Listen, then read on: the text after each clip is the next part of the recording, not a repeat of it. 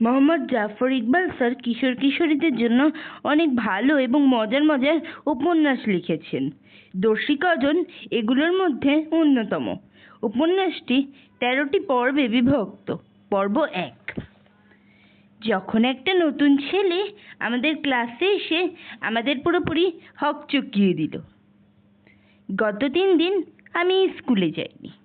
ব্যাপারটা নিয়ে আমি একটু দুশ্চিন্তার মাঝে আছি। আমি জানি স্কুলে গেলেই সবাই জিজ্ঞেস করবে, কিরে তুই 3 দিন স্কুলে আসিস নাই, ব্যাপারটা কি? সত্যি কথাটা বলতে পারবো না, কারণ সেটা 10 জনকে বলার মতো না। বানিয়ে বানিয়ে কিছু একটা বলতে হবে।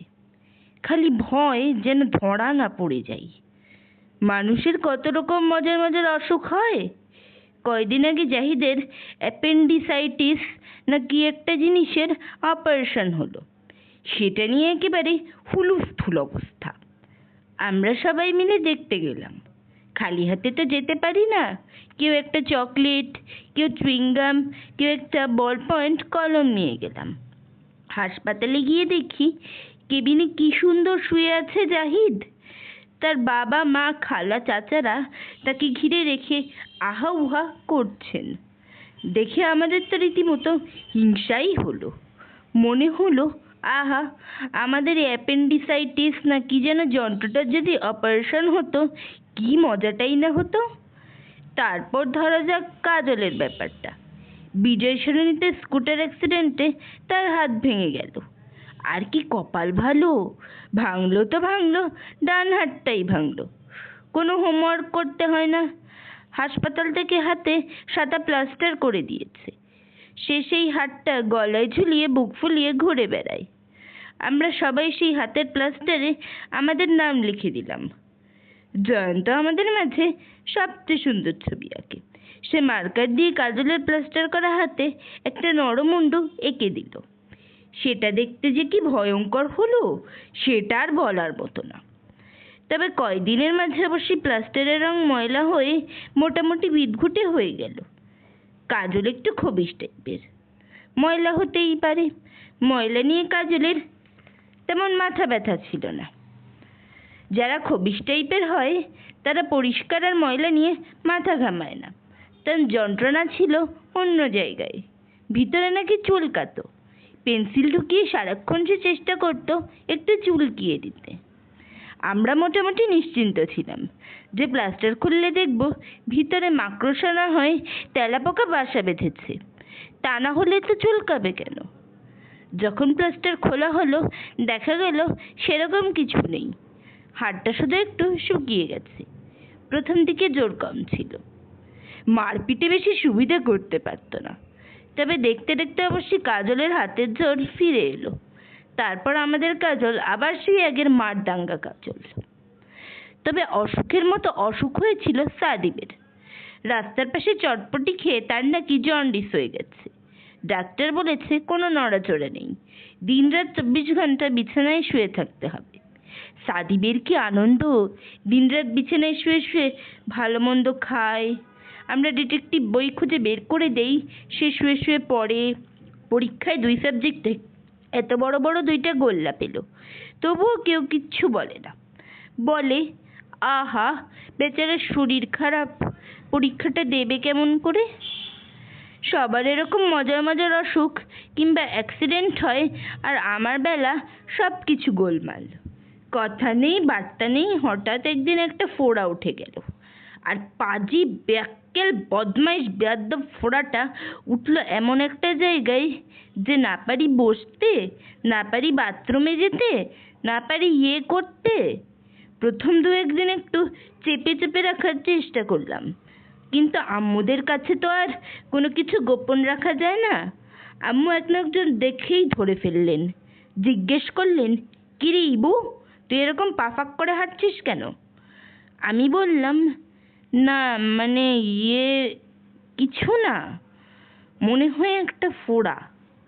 আমি কথা শেষ করার আগেই আম্মু খপ করে ধরে বড় অপর সামনে আমার প্যান্ট টেনে নামিয়ে ফেললেন। আমি এত বড় একটা ছেলে, ক্লাস 8-এ উঠেছি, অথচ আম্মুর কাজকর্ম দেখে মনে হয় আমি বলছি 2 বছরের একটা খোকা। লজ্জা শরম বলে আমার কিছু নেই। যাই হোক, আমি লজ্জার মাথা খেয়ে দাঁড়িয়ে আছি, আর আমার পিছন দিকে তাকিয়ে আম্মু আর বড় আপু চিৎকার করে বললেন, সর্বনাশ করেছিস কি? আমি দুর্বল গলায় বললাম, মনে হয় ফোঁড়া। আম্মু বললেন, ফোঁড়া কোথায়? এটা তো কার্বাঙ্কল। কার্বাঙ্কলকে জিজ্ঞেস করতে যাচ্ছিলাম, আম্মু বললেন, এক্ষুনি চল ডাক্তারের কাছে। আমি বইপত্রে পড়েছি, আগের যুগে ডাক্তারদের বুকের ভেতরে অনেক মায়া দয়া থাকতো। আজকালকার ডাক্তাররা মোটেই সেরকম নয়, তাদের ভেতরে মায়া দয়া তো নেই, উল্টো তারা একটু নিষ্ঠুর টাইপের।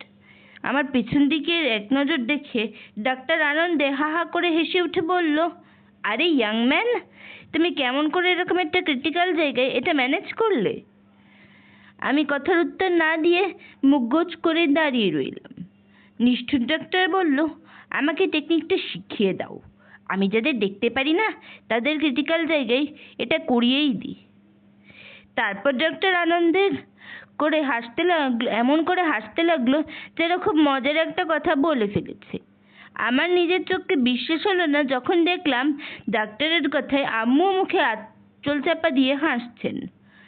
ডাক্তার মানুষটা নিষ্ঠুর টাইপের হলেও ডাক্তারিটা মনে হয় ভালোই জানে। তখনই আমাকে উপর করে শুইয়ে দিয়ে কেটে কুটে দিল।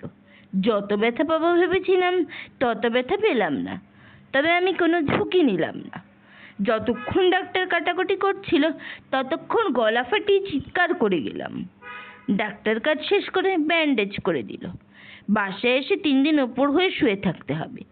মোটামুটি হুলুস্থুল অবস্থা, কিন্তু কখনো কাউকে সেটা বলতে পারবো না। আমাদের ক্লাসের ছেলেপেলেরা যে পাজি সেটা কাউকে বলে বোঝানো যাবে না। ফোড়ার ব্যাপারটা কোনোভাবে জানতে পারলে আমাকে একটা নামই দিয়ে দেবে। পিছনে ফোড়া হয়েছে বলে হয়তো দেবে পাঁচফোড়ন। চিন্তা করেই আমার হাত পা ঠান্ডা হয়ে যায়। যাই হোক, ভয় ভয়ে স্কুলে এসেছি। আমাকে দেখে কাজল ছুটে এলো, বলল, ইবু, তুই স্কুলে আসিসনি, এদিকে কি হয়েছে তো জানিস না? আমি কেন স্কুলে আসিনি সেটা নিয়ে তার কৌতূহল নেই দেখে আমি একটু নিশ্চিন্ত হলাম। জিজ্ঞেস করলাম, কি হয়েছে? আমাদের ক্লাসে একটা নতুন ছেলে এসেছে। নতুন ছেলে আসাটা একটা বড় ঘটনা হতে পারে না, নিশ্চয়ই সেই নতুন ছেলে নিয়ে অন্য কিছু একটা হয়েছে। আমি জিজ্ঞেস করলাম, কি করেছে সেই নতুন ছেলে? কিছু করে নাই। ক্লাসে নতুন একটা ছেলে এসে কিছু করেনি, সেটা কেমন করে একটা বড় খবর হতে পারে যে আমি 3 দিন পরে স্কুলে এসেছি এবং দৌড়ে এসে সেই খবরটা আমাকে প্রথমে দিতে হবে? আমার সাথে ঠাট্টা তামাশা করছে কিনা বোঝার জন্য কাজলের দিকে ভালো করে তাকালাম, কিন্তু তার মুখে সেরকম কোনো চিহ্ন নেই। সে চোখ বড় বড় করে বলল, বিশ্বাস কর, এই নতুন ছেলেটা কিছু করে না, চুপ করে বসে থাকে। চুপ করে বসে থাকে? হ্যাঁ, চুপ করে বসে থাকে আর জানালা দিয়ে বাইরে তাকিয়ে থাকে। আমি জিজ্ঞেস করলাম, স্যারেরা কিছু বলে না? পড়া ধরে না? স্যারেরা কেউ কিচ্ছু জিজ্ঞেস করে না। পড়া ধরে না? কাজল মাথা নাড়ল, বলল, না, স্যারেরা পড়াও ধরে না। এবার আমাকে মানতে হলো যে ব্যাপারটা আসলেই রহস্যজনক। ক্লাসে একটা নতুন ছেলে এসেছে, কোনো স্যার তাকে পড়া ধরবে না, এটা কিরকম কথা? স্যারদের কাজই হচ্ছে পড়া ধরে যন্ত্রণা দেওয়া। যে যত কম পড়াশোনা করবে তাকে তত বেশি পড়া ধরবে, তত বেশি যন্ত্রণা দেবে। আমি জিজ্ঞেস করলাম, নাম কি ছেলেটার? কাজল মাথা নেড়ে বোকার মতো বলল, নামটাও জানি না, রোল নাম্বার 54। আরে গাধা, রোল নাম্বার দিয়ে আমি কি করব? নাম জিজ্ঞেস করিসনি? করেছি, কোনো উত্তর দেয় না। উত্তর দেয় না? এইটা কিরকম কথা? আমি অবাক হয়ে বললাম, একটা প্রশ্ন করলে উত্তর দেবে না কেন? কাজল একটু রাগ হয়ে বলল, আমি সেটার কি জানি, তোর ইচ্ছে হলে তুই জিজ্ঞেস করে দেখিস। ততক্ষণে জয়ন্ত আর কাসেমও এসে আমাদের সাথে যোগ দিয়েছে। জয়ন্ত বলল, বিস্ময়কর, অত্যন্ত বিস্ময়কর। আমরা সবাই চোখ পাকিয়ে জয়ন্তের দিকে তাকালাম। সে হচ্ছে আমাদের ক্লাসের কবি এবং শিল্পী। সে কথাবার্তায় কঠিন কঠিন শব্দ ব্যবহার করে। কোনো একটা কিছু দেখে আমরা যদি বলি, ইস কি সুন্দর, জয়ন্ত তখন বলবে, আহা কি হৃদয়গ্রাহী। যখন আমাদের মাঝে ঝগড়াঝাটি হয় আমরা একজন আরেকজনকে বলি, তোরে পিটিয়ে তক্তা বানিয়ে ফেলবো। জয়ন্ত তখন বলে, তোমাকে শারীরিক নির্যাতন করা প্রয়োজন। শুধু যে কথাবার্তায় এরকম তা নয়, তার ভাবভঙ্গিতেও একটা কবি কবি ভাব আছে। যখন আকাশ কালো করে মেঘ এসে বৃষ্টি নাম্বা নাম্বা করতে থাকে, আমরা মাঠে দৌড়াদৌড়ি করে খেলতে পারবো না বলে মেজাজ খারাপ করে বসে থাকি, তখন জয়ন্ত আকাশের দিকে জ্বলজ্বল চোখে তাকিয়ে থেকে ফিসফিস করে কবিতা আবৃত্তি করতে থাকে। আজ মেঘমেদুর বড়সাই। আমাদের সবার সন্দেহ যে সে পুরো সঞ্চয়িতা মুখস্থ করে রেখেছে। তবে কবি কবি ভাব থাকলেও জয়ন্ত মানুষটা খারাপ না। তার সাথে কথাবার্তা বলা যায়। ক্রিকেট খেললে জান দিয়ে ফিল্ডিং করে। শুধু যে সঞ্চয়িতার জীবনানন্দ দাশ পড়ে তা না, ডিটেকটিভ বই আর সায়েন্স ফিকশনও পড়ে। জয়ন্ত আমার দিকে তাকিয়ে বলল, ইবু, কাজলের কথা সত্যি। এই ছেলেটা আসলেই অন্যরকম, তুই দেখলেই বুঝবি। কাসেম কোনো কথা বলল না, শুধু নাক দিয়ে ঘ্রোত করে একটা শব্দ করলো। কাসেম এমনিতেই খুব কম কথা বলে এবং তার নাক দিয়ে ঘ্রোত করে শব্দ করাটাই একটা বিশাল ব্যাপার। আমরা আধা ঘন্টা বকর বকর করে যে জিনিসটা কাউকে বোঝাতে পারি না, কাসেম একবার নাক দিয়ে ঘ্রোত করে শব্দ করলেই সবাই সেটা বুঝে ফেলে। তার অবশ্যই একটা কারণ আছে। কাসেম খুব বেশি লম্বা না, কিন্তু তার পুরো শরীর হচ্ছে লোহা দিয়ে তৈরি। তার শরীরে কোনো বাজে খরচ নেই। মাথার নিচেই শরীর, এবং সেই শরীরে পাকানো দড়ির মতো মাসল কিলবিল কিলবিল করে। সে ইচ্ছে করলে তার যে কোনো 2 আঙুলের চাপ দিয়ে আমার কিংবা কাজলের কিংবা জয়ন্তের মাথা টিকটিকির ডিমের মতো পটাশ করে ফাটিয়ে ফেলতে পারে, কিন্তু সে কখনোই সেটা করে না। তার শরীরটা গন্ডারের মতো হলেও তার মনটা কচি শশার মতো নরম। সে রেগে উঠলে সর্বনাশ হয়ে যেতে পারে বলে সে বেশি রাগে না। তারপরেও মাঝে মাঝে কিছু গাধা ছেলে তার সাথে গোলমাল পাকানোর চেষ্টা করে। তারপর যা একটা ব্যাপার ঘটে সেটা আর বলার মতো না। একবার সেরকম একটা ব্যাপার ঘটে গেল। যাকে নিয়ে ঘটলো সে এসপির ছেলে। কাজেই স্কুলে একেবারে হুলস্থুল পড়ে গেল। আমাদের অ্যাসিস্ট্যান্ট হেডমাস্টার তখন ঠিক করলেন কাসেমকে বেত দিয়ে পিটিয়ে সিধে করবেন। বান্দরবানের পাহাড় থেকে আনা তার স্পেশাল বেত দিয়ে কাসেমকে পিটাতে পিটাতে অ্যাসিস্ট্যান্ট হেডমাস্টার কাহিল হয়ে গেলেন। কাসেম তখন বলল, স্যার, আপনি টায়ার্ড হয়ে গেছেন, একটু রেস্ট নিয়ে নেন। এই হচ্ছে আমাদের কাসেম। কাজেই সে যখন কোনো বিষয় নিয়ে কথা বলতে গিয়ে নাক দিয়ে ঘ্রোত করে শব্দ করে, তখন অবশ্যই আমরা সবাই তার দিকে তাকাই। এবারেও আমরা তার দিকে তাকালাম। কাসেম আবার তার নাক দিয়ে ঘ্রোত করে শব্দ করে বলল, কত বড় সাহস আমার সিটে বসে। আমি চোখ তুলে বললাম, সর্বনাশ! আমি কল্পনাও করতে পারি না পৃথিবীতে এরকম কোনো মানুষ আছে যে নাকি কাসেমকে তার সিট থেকে সরিয়ে সেখানে বসতে পারে। সারা ক্লাস শেষ হচ্ছে ভালো সিটটা কাসেমের জন্য রিজার্ভ করা থাকে। ঠিক উপরে ফ্যান, পাশে জানালা। স্যারেরা হঠাৎ করে তাকালেও এই সিটটা একটু চোখের আড়ালে থাকে। এই সিটটাতে নতুন ছেলেটা এসে বসেছে, সেটা বিশ্বাস করা শক্ত। আমি কাসেমকে জিজ্ঞেস করলাম, তুই ছেলেটাকে কিছু বলিসনি? বলেছি। সে কি বলে? কিছু বলে না, আমার দিকে তাকিয়ে হাসে। হাসে? কাসেমকে দেখে এবার একটু বিভ্রান্ত মনে হলো। বলল, হাসে না মুখ ভাঙছে বুঝি না। জয়ন্ত তার নিঃশ্বাস ফেলে বলল, মনে হয় ছেলেটার মানসিক সমস্যা আছে, মনোবিকলিত কিশোর। আমি জয়ন্তকে জিজ্ঞেস করতে যাচ্ছিলাম মনোবিকলিত মানে কি, কিন্তু তার আগেই জাহিদ প্রায় ছুটতে ছুটতে এসে বলল, ইটিস মিটিস ইটিস মিটিস ফিটিস। ইংরেজিতে কথা আসলে ঠিক এইটা বলেনি, কিন্তু শোনালো এরকম। জাহিদের ধারণা যারা ইংরেজিতে কথা বলতে না পারে তাদের কোনো ভবিষ্যৎ নেই, তাই নিজের ভবিষ্যৎটা ঠিক করার জন্য সে সবসময় ইংরেজিতে কথা বলার চেষ্টা করে। আমরা কেউই ঠিক ইংরেজিতে কথা বলতে পারি না, জাহিদও পারে না, কিন্তু সেজন্য তার কোনো রকম লজ্জা সরম নেই। ভুলভাল ইংরেজিতে সবসময় মুখ বাঁকিয়ে বাঁকিয়ে কথা বলতে থাকে। সাধারণভাবে বললে হয়তো বুঝতে পারতাম, কিন্তু সে সবসময় কায়দা করে বলার চেষ্টা করে। হলিউডের সিনেমায় যেভাবে বলে অনেকটা সেরকম। তাই আমরা কিছু বুঝতে পারলাম না। আমি জিজ্ঞেস করলাম, কি বললি? আবার সে কিটিসমিটিস করে কিছু একটা বলল। শুনে মনে হলো বলছে হি ইজ কামিং। আমি জিজ্ঞেস করলাম, কে কামিং? জাহিদ কিছু বলার আগেই কাজল আর জয়ন্ত একসাথে বলল, নতুন ছেলেটা। কাসেম আবার নাক দিয়ে গ্রোথ করে শব্দ করলো। ঠিক তখন আমি নতুন ছেলেটাকে দেখতে পেলাম, আমাদের বয়সী এবং হালকা পাতলা। আমাদের স্কুলের পোশাক পরেছে, হালকা নীল শার্ট আর নেভি ব্লু প্যান্ট।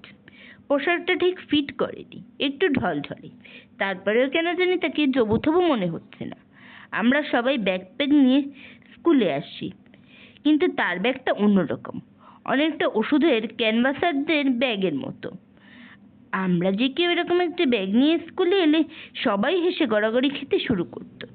কিন্তু এই ছেলেটাকে কিভাবে জানি এই ব্যাগটাতে মানিয়ে গেছে। শুধু যে মানিয়ে গেছে তা নয়, মনে হচ্ছে এই ব্যাগ না হয়ে অন্য কোনো ব্যাগ নিলে ছেলেটাকে মানাতোই না। ছেলেটার চোখে মুখে একটা উদাস উদাস ভাব। আমরা যে ক্লাসের এতগুলো ছেলে তার দিকে এইভাবে ড্যাব ড্যাব করে তাকিয়ে আছি, তাতেও সে এতটুকু অপ্রস্তুত নয়। সে আমাদের সবার দিকে একবার চোখ বুলিয়ে খুব ধীরে সুস্থে ক্লাসে গিয়ে ঢুকলো। তারপর জানালার পাশে কাসেমের সিটটাতে যেখানে তার ব্যাগটা রাখা আছে সেটাকে সরিয়ে নিজের ব্যাগটা রেখে পেছনে হেলান দিয়ে বাইরে তাকালো। কাসেম তার নাক দিয়ে গ্রোথ করে একটা শব্দ করে বলল, দেখলি? জয়ন্ত বলল, চমকপ্রদ, অত্যন্ত চমকপ্রদ। জাহিদ বলল, ইটিস মিটিস কিটিস। আমি কিছু বললাম না, একটু অবাক হয়ে ছেলেটার দিকে তাকিয়ে রইলাম। ছেলেটার চেহারার মাঝে কিছু একটা বিশেষত্ব আছে। সে যে আমাদের সবাইকে কোনো রকম পাত্তা না দিয়ে জানালা দিয়ে বাইরে তাকিয়ে আছে, এই পুরো ব্যাপারটা মনে হয় একটা ভান। আসলে সে মনে হয় চোখের কোণা দিয়ে আমাদের খুব মনোযোগ দিয়ে লক্ষ্য করছে। ছেলেটার এই উদাস উদাস ভাব পুরোটা একটা অভিনয়, এর মাঝে অন্য কোনো ব্যাপার আছে। আমি বললাম, আয় এর সাথে কথা বলি। কাজল বলল, কথা বলবি? হ্যাঁ, দেখিস তোর সাথে কথা বলবে না। না বললে নাই, বলে আমি ছেলেটার দিকে এগিয়ে যেতে লাগলাম। একেবারে কাছে না যাওয়া পর্যন্ত ছেলেটা জানালা দিয়ে বাইরে তাকিয়ে রইল। আমরা যখন একেবারে কাছে গিয়ে দাঁড়ালাম তখন সে আমাদের দিকে তাকিয়ে এমন একটা ভাব করলো যেন হঠাৎ করে আমাদের দেখছে। আমি বললাম, তুমি ভালো আছো? ছেলেটা মনে হয় একটু থতমত খেয়ে গেল। নিশ্চয়ই আমার এই প্রশ্নটা আশা করেনি। ছেলেটা তখন মুখে একটা হাসি হাসি ভাব করলো, সত্যিকারের হাসি নয়, তাই দেখালো অনেকটা মুখ ভ্যাংচানোর মতো। কাসেমকেও নিশ্চয়ই এরকম একটা হাসি দিয়েছিল। আমি বললাম, তুমি নাকি কারোর সাথে কথা বলো না? ছেলেটা আমার কথা বুঝতে পেরেছে বলে মনে হলো না। ভুরু দুইটা এবং কাঁধ দুইটা একসাথে একটু উপরে তুললো, যেটার মানে হচ্ছে আমার যা ইচ্ছা আমি করি, তাতে তোমার কি?